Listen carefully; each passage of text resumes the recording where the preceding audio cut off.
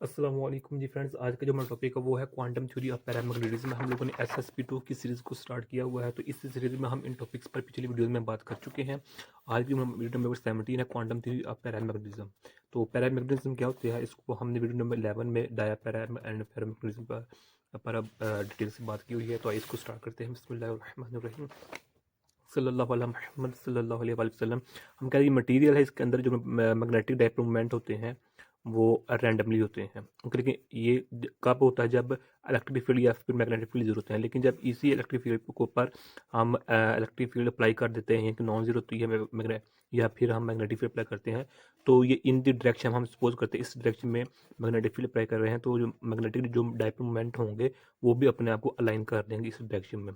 बस थोड़ा बहुत स्लाइटली से डिफरेंस होगा, अदरवाइज बाकी तमाम एटम्स अपने आप को अलाइन कर लेंगे in the direction of external magnetic field या एक्सटर्नल इलेक्ट्रिक फील्ड। तो क्लासिकल थ्योरी में ये कहती थी कि जो हमारे पास ये मैग्नेटिक डायपोल मोमेंट होते हैं, ये इनकी जो ख़ास डायरेक्शन होती है जब हम मैग्नेटिक फील्ड अप्लाई करते हैं। लेकिन अब क्वांटम थ्योरी ये कहती है कि जब हम मैग्नेटिक फील्ड अप्लाई करते हैं तो जो मैग्नेटिक डायपोल मोमेंट होते हैं, इनकी जो वैल्यू होती है ओरिएंटेशन की, वो फाइनाइट होती है, इनकी डिस्क्रीट होती है। ओके, तो मतलब क्या होगा कि जो हमारे पास ये मैग्नेटिक मोमेंट्स होते हैं, ये क्वांटाइज्ड होते हैं in the only in the discrete direction में। अब इसको हम किस तरह डिफाइन कर सकते हैं, तो अगर हम रिलेट करें, ये हमारे पास है जी प्लस म्यू बी जे, कि हमने क्या किया, हम मैग्नेटिक डायपोल मोमेंट को रिलेट कर दिया है विद एंगुलर मोमेंटम के साथ, यानी इसका रिलेशनशिप लिख दिया हुआ है। ये हमारे पास रिलेशन है, इसको हम इक्वेशन नंबर 1 का नाम दे रहे हैं। अब यहाँ जो जो म्यू बी है, ये क्या है, बोहर मैग्नेटोन है, और इसकी वैल्यू क्या है, E is cut over 2m, इसकी वैल्यू है। ओके, जो जे है, जे क्या है हमारे पास, ये टोटल एंगुलर मोमेंटम है, यानी कि इसमें ऑर्बिटल एंगुलर मोमेंटम भी और स्पिन एंगुलर मोमेंटम भी हमारे पास। ओके, और अब जो हमारे पास जी है, हम जानते हैं जो जी का जो फार्मूला क्या होता है, हमने क्वांटम 1 में भी स्टडी किया है, क्वांटम 2 में भी स्टडी किया है, कि j plus 1 plus l l plus 1, इसी तरह जो मेरे पास होगा s plus 1 over 2 j plus 1। ये हमारे पास फार्मूला होता है किसका, जी का। ओके, तो ये मेरे पास क्या हो गया, जी की वैल्यू, इसको हम लैंड फैक्टर कहते हैं, और ये मेरे पास बोहर मैग्नेटोन हो गया, और जी मेरे पास इसकी इक्वल हो गया। ओके हो गया। तो अब हम जानते हैं कि जो हमारे पास potential energy of magnetic dipole moment होगा इन यूनिफॉर्म मैग्नेटिक फील्ड में, वो हमारे पास क्या होगा, उसका formula mu is equal to mu dot B. Okay, इसको जब हम ओपन करेंगे तो हमारे पास क्या आएगा, negative mu B cos theta, ये मेरे पास आ जाएगा वैल्यू। ये मेरे पास क्या है इक्वेशन, ये पोटेंशियल एनर्जी है मैग्नेटिक डायपोल मोमेंट की इन यूनिफॉर्म मैग्नेटिक फील्ड में, जो हम यूनिफॉर्म मैग्नेटिक फील्ड इस पर अप्लाई कर रहे हैं। ओके, तो ये मेरे पास हो गया। अब यहाँ हम वैल्यू पुट कर देते हैं, यानी कि वैल्यू क्या पुट करेंगे, कि म्यू है, तो अब म्यू बी है हमारे पास, सॉरी बी कॉस थीटा वैसे का वैसे ही लिखा जाएगा। अब जो मेरे पास ये वाला म्यू है, इस म्यू की जगह हम ये वैल्यू पुट कर देते हैं, इस वैल्यू, ये वैल्यू, तो मेरे पास क्या बन जाएगा, पॉजिटिव है, सॉरी एक्चुअली हमारे पास इधर भी माइनस आएगा और इधर भी हमारे पास माइनस आएगा। ओके, तो अब हमारे पास इस म्यू की वैल्यू को हम यहाँ पुट कर देते हैं, नेगेटिव जी म्यू बी, और जी आ जाएगा, ये बी को ऑस्ट्रेट पहले ये प्लस हो जाएगा आपस में, म्यू, तो J B cos theta. Okay, अब हमारे पास क्या होगा कि जी म्यू बी हमारे पास आ जाएगा, बी आइएगा, और यहाँ एम जी आ जाएगा। इसको हम इक्वेशन नंबर चलिए 2 का नाम दे देते हैं। अब यहाँ देखें ना क्या हुआ है, कि जो हमारे पास हम जानते हैं एम जे किसके इक्वल होता है, जे कॉस थीटा। यहाँ हम जे और कॉस थीटा की वैल्यू पुट कर दी, तो हमारे पास ये इक्वेशन बन चुकी है। हम जानते हैं एम जे की वैल्यू क्या होती है, एम जे की वैल्यू नेगेटिव पॉजिटिव जे से स्टार्ट होती है, तो ये चलती चलती है, फिर एंड होती है नेगेटिव जे प्लस 1 और नेगेटिव जे, ये हमारे पास एम जे की वैल्यू होती है। ओके, खैर अब इसकी हम डिटेल में नहीं जाने चाहिए, अगर हम फर्स्ट इलेक्ट्रॉन के लिए वैल्यू कर देंगे तो हमारे पास जी की वैल्यू 2 आती है, उसके हम डिटेल में नहीं जाएंगे। अब यहाँ देखें, ये हमारे पास इक्वेशन बन चुकी है। अब इधर हम मैक्सवेल बोल्ट्जमैन डिस्ट्रीब्यूशन को यूज़ करेंगे। वो इस तरह के जो नंबर ऑफ एटम्स होते हैं, number of atoms within a particle values of M J, वो प्रोपोर्शनल किसके होंगे, वो इसके होंगे ई की पावर नेगेटिव ई ओवर के टी। ये हमने मैक्सवेल बोल्ट्जमैन इक्वेशन को यूज़ किया हुआ है। तो यहाँ हम क्या करेंगे, ई की वैल्यू पुट कर देंगे, सॉरी जो मेरे पास ये वाली ई है, ये वैल्यू ई की वैल्यू पुट कर देंगे। यानी कि जो मेरे पास ये हमने फार्मूला यूज़ किया था, ये हमने पोटेंशियल एनर्जी का फार्मूला यूज़ किया था ना, तो पोटेंशियल एनर्जी को हम ई से भी डिनोट कर सकते हैं, और इसको हम पोटेंशियल एनर्जी से भी डिनोट कर सकते हैं, और इससे भी डिनोट कर सकते हैं। लिहाजा में ये मेरे पास क्या होगा, ई होगा। ओके, तो ये वैल्यू हम इधर पुट कर देंगे। तो ये वैल्यू हम g mu b m g over के टी, ये मेरे पास है। तो अब इसको हम सोल्व करेंगे तो मेरे पास क्या आ जाएगा, g mu b m j b over के टी। अब ये हमारे पास हो गया, वैल्यू आ गई बाई बोल्ट्जमैन को यूज़ करते हुए, मैक्सवेल बोल्ट्जमैन डिस्ट्रीब्यूशन यूज़ करते हैं। अब हम ये कहते हैं, सपोज करते हैं कि हमने एक एन लिया हुआ है, एन क्या नंबर ऑफ एटम्स है हमारे पास, और इसको हमने एक्सटर्नल मैग्नेटिक फील्ड के अंदर रख दिया हुआ है। तो फिर हमारे पास क्या होगा, तो उसके लिए हमारे पास ये प्रोसेस है। ओके, ये हमारे पास है एम क्या मैग्नेटाइजेशन है, ये हमने हम नंबर ऑफ एटम्स लिए ये है जिसको हमने एक्सटर्नल मैग्नेटिक फील्ड के अंदर रख दिया हुआ है। तो फिर क्या होगा कि statistical average of the magnetic dipole moment component पर एटम, यानी कि ये हमारे पास हर एटम के लिहाज से हमने एक मटेरियल लिया हुआ है, उस मटेरियल के अंदर एटम्स हैं, नंबर ऑफ एटम्स हैं जिसको हम एन कह रहे हैं। तो अब उस नंबर ऑफ हर अलग अलग इंडिविजुअली एटम पर जो हमारे पास मैग्नेटिक डायपोल मोमेंट की जो वैल्यू होगी वो हमारे पास ये होगी। ओके, जो कि हमारे पास ये है, ये वाली इसकी इक्वल होगी। ये हमने कहाँ से वैल्यू ली है, पीछे से वैल्यू ली है। ओके, तो ये हम नेगेटिव नेगेटिव भी आता जाएगा हमारे पास।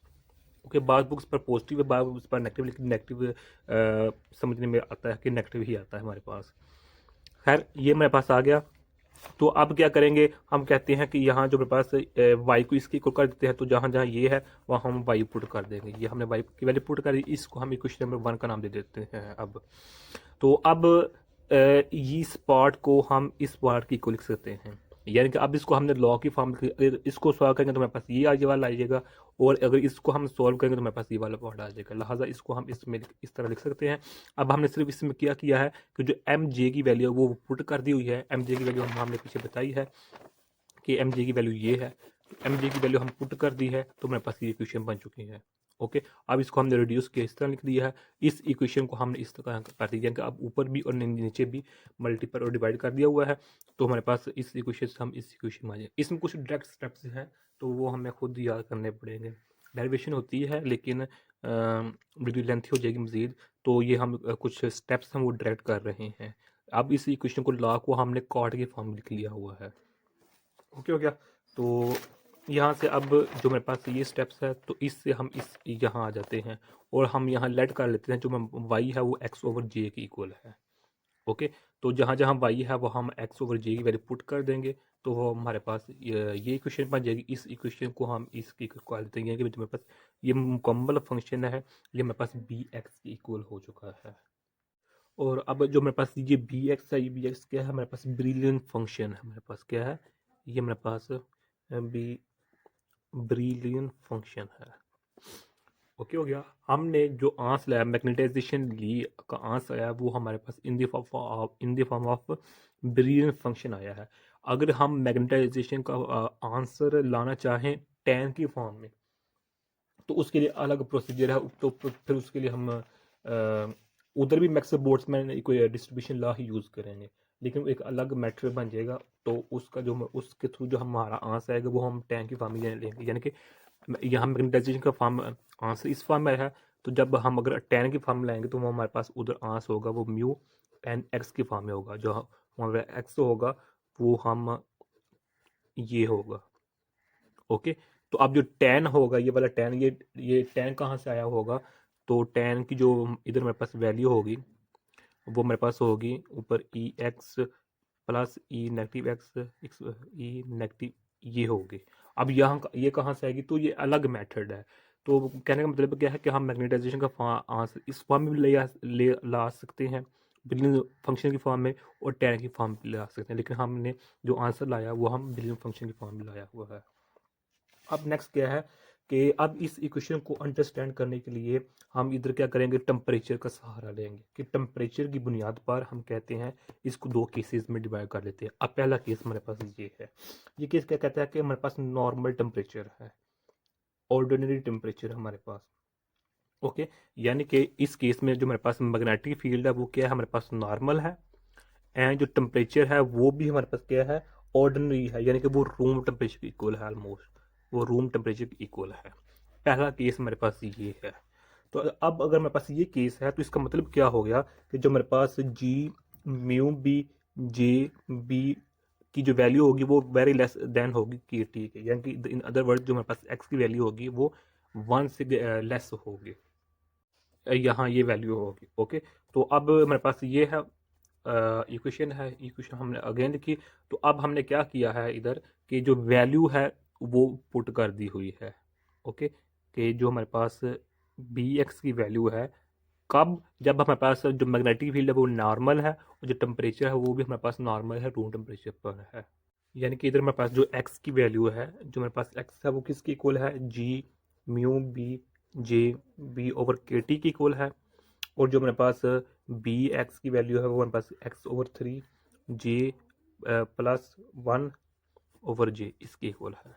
ओके, तो ये वैल्यू हमने इधर यूज़ की है, ये वैल्यू इधर भी यूज़ की, ये वाली, ये वैल्यू ये प्रूव, तो यहाँ हमने ये वैल्यू यूज़ की, ये वाली एक्स की जगह, इसकी जगह ये वैल्यू यूज़ की। तो इसको जब हम मेंटेन करेंगे तो इक्वेशन को हमारे पास ये आंसर आ जाएगा। इसको फिर हम इस तरह इस फॉर्म में लिख सकते हैं। तो ये मेरे पास ये आंसर आ जाएगा। मैग्नेटाइजेशन की वैल्यू ये आ चुकी है एट अब normal temperature, at ordinary temperature, at room temperature पर हमारे पास ये वैल्यू आ चुकी है मैग्नेटाइजेशन की। ओके, यानी कि यहाँ जो मेरे पास होगा म्यू जे, जो कि मेरे पास टोटल मैग्नेटिक डायपोल मोमेंट है, वो मेरे पास उसकी वैल्यू क्या होगी, जी म्यू बी जे जे प्लस 1 ये वैल्यू होगी। तो जो ये वैल्यू है, ये वैल्यू यहाँ से हमने इस जगह ये पुट कर, तो मेरे पास इस फॉर्म से हम इस फॉर्म में आ चुके हैं। ओके, ये मेरे पास मैग्नेटाइजेशन है। अगर हम पैरामैग्नेटिक ससेप्टिबिलिटी की बात करें तो उसको उसका फार्मूला हमारे पास ये है। सिंपल क्या किया कि एम की वैल्यू को यहाँ पुट कर दिया है, इसको मैनेज किया तो मेरे पास सी ओवर टी आ चुका है। अब जो ये हमारे पास सी है वो किसके इक्वल है, mu N U J square over 3 K. तो ये मेरे पास क्या आ गया, ये क्यूरी कांस्टेंट है और इसको हम कहते हैं मेरे पास ये क्यूरी लॉ है। ओके, तो ये मेरे पास फैरन। अब हम सेकंड कंडीशन पर चलते हैं, वो मेरे पास ये है कि अब हमने क्या किया हुआ है कि इधर मेरे पास नॉर्मल मैग्नेटिक फील्ड था, तो नॉर्मल हमारे पास टेम्परेचर था। अब सेकंड केस क्या है कि जो मैग्नेटिक फील्ड है वो तो स्ट्रॉन्ग हो चुका है, लेकिन जो टेम्परेचर है वो लो है। ओके, तो उस केस में हमारे पास जो मैग्नेटाइजेशन का फार्मूला वो हमारे पास ये है। तो यहाँ जो बी एक्स की वैल्यू होगी वो 1 होगी। तो ये हमारे पास सेकंड केस का जो आंसर होगा वो हमारे पास ये आ जाएगा।